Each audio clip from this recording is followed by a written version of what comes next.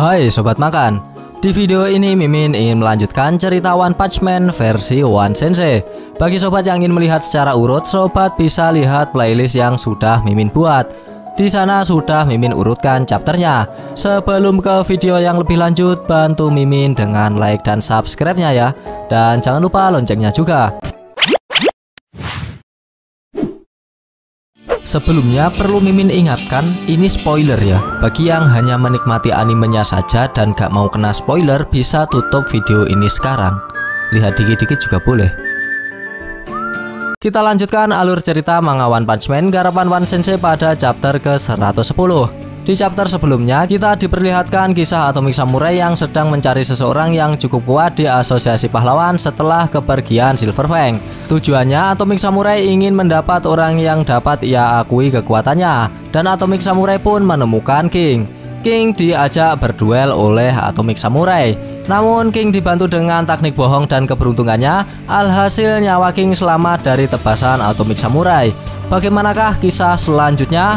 Tanpa berlama-lama lagi, mari kita bahas. Di awal scene kita diperlihatkan pahlawan kelas A peringkat 37 yaitu Snake yang sedang melakukan investigasi bersama salah satu eksekutif asosiasi pahlawan. Investigasi yang mereka lakukan adalah menelusuri kasus terbunuhnya seseorang mangaka atau penulis komik.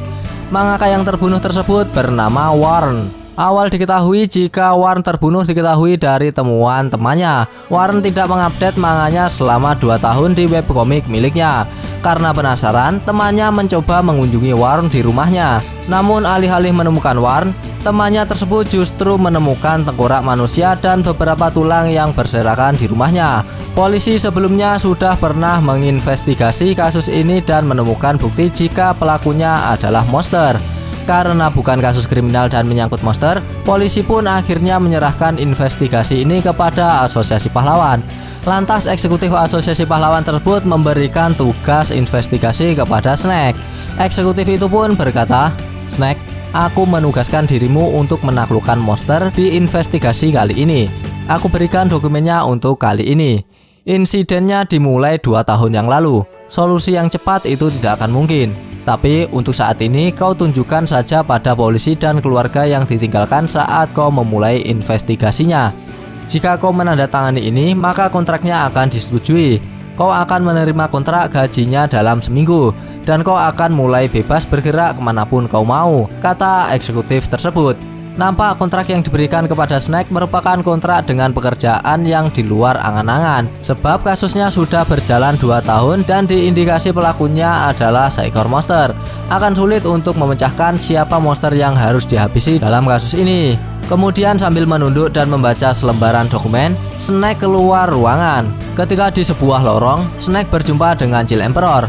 Ketika berpapasan dengan Snake, Chill Emperor berkata kepada Snake, "Snake, aku dengar investigasi sang pembunuh manga itu diserahkan padamu," kata Chill Emperor.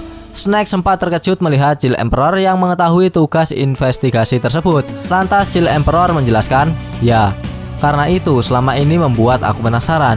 Jadi aku juga menyelidiki sendirian sang pelakunya.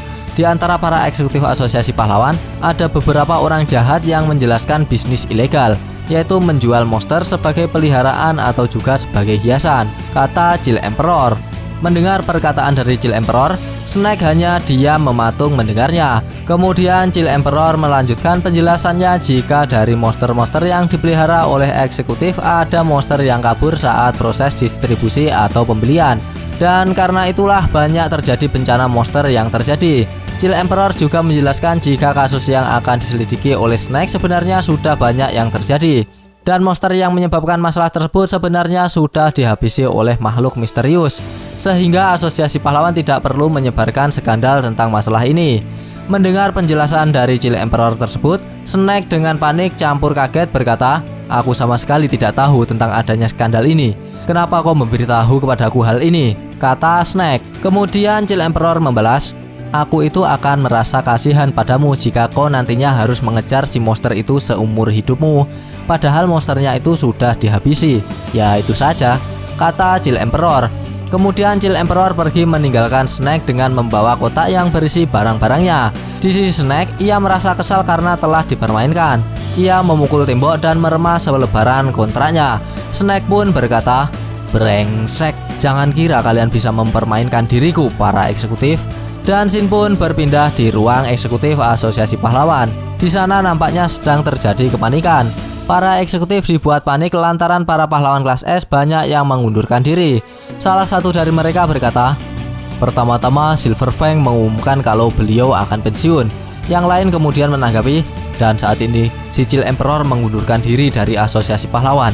Nampaknya Chill Emperor yang berpapasan dengan Snake dan membawa barang-barangnya di kardus itu, ia sedang pergi keluar dari Asosiasi Pahlawan. Sebelum keluar, Chill Emperor beberapa hari sebelumnya telah memberikan petisi kepada komite. Isi petisi itu berisi tentang kumpulan opini dari pahlawan kelas B dan di bawahnya, serta terdapat juga opini tentang masyarakat. Kumpulan opini itu berisi tentang permasalahan pada pahlawan pro, perombakan para eksekutif, dan pembentukan tim yang baru untuk mempersiapkan ancaman level naga dan di atasnya. Seseorang di sana kemudian menerima panggilan telepon. Ia mengangkatnya, dan di balik telepon terdapat seseorang yang mengabarkan jika bukan hanya Chill Emperor saja yang meninggalkan Asosiasi Pahlawan. Dan Shin pun berpindah. Nampak seseorang pahlawan kelas S peringkat 15 yaitu Metal Bat yang sedang berada di depan bangunan dari markas pahlawan Neo.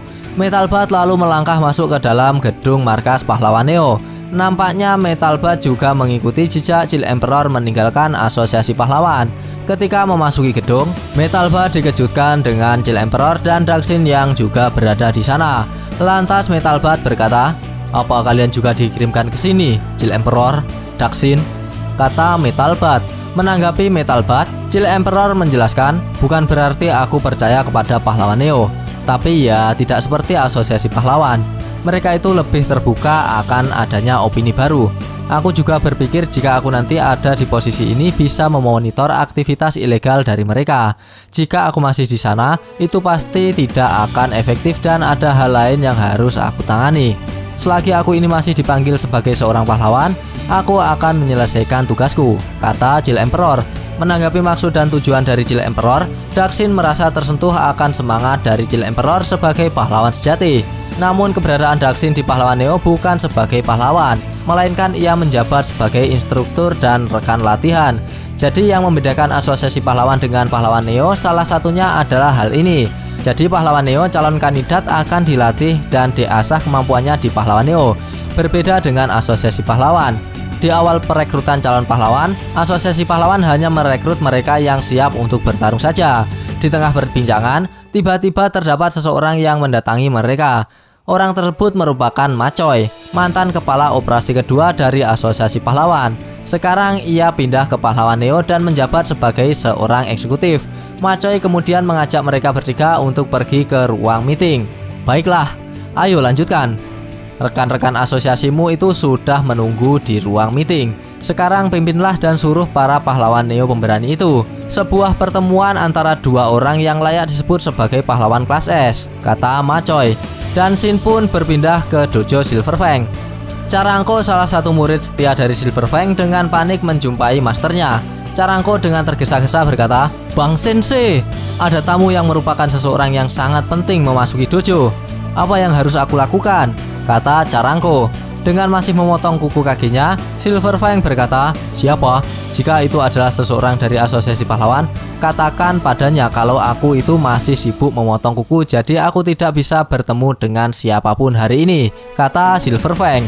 Dan tiba-tiba, seseorang yang dimaksud Carangko itu masuk di dalam dojo Silver Fang. Ternyata orang tersebut adalah King. King datang ke dojo Silver Fang bermaksud ingin mengajak diskusi Silver Fang. Dengan King Engine yang sudah berbunyi, King berkata kepada Silver Fang jika maksud kedatangannya adalah bermaksud untuk berguru kepada Silver Fang. Sebab ia sudah tidak tahan dengan kebodohan yang selama ini ia lakukan sebagai pahlawan abal-abal. Namun dengan perkataan yang pelan dan pendengaran Silver Fang yang sudah berkurang, Silver Fang berkata kepada King, "Maaf, tapi aku tidak bisa mendengar kau bicara. Bisakah kau bicara lebih keras lagi?" kata Silver Fang. Dengan raut muka yang sedikit gugup, King berkata, "Tolong, jadikan aku lebih kuat." Mendengar perkataan dari King, tiba-tiba scene pun berakhir. Kampret, padahal udah seru loh. Gak apa-apa, kita lanjutkan besok di chapter berikutnya. Bagi sobat yang suka pembahasan ini bisa tekan like-nya, dan jika tidak bisa tekan dislike-nya 2 kali biar aneh gak rugi. Jangan lupa komennya agar Mimin bersemangat dalam membuat konten, dan yang paling penting jangan lupa tekan tombol subscribe supaya sobat-sobat tahu updatean-updatean terbaru dari channel ini. Terima kasih telah menonton, sampai jumpa di video-video selanjutnya. Goodbye, dadah.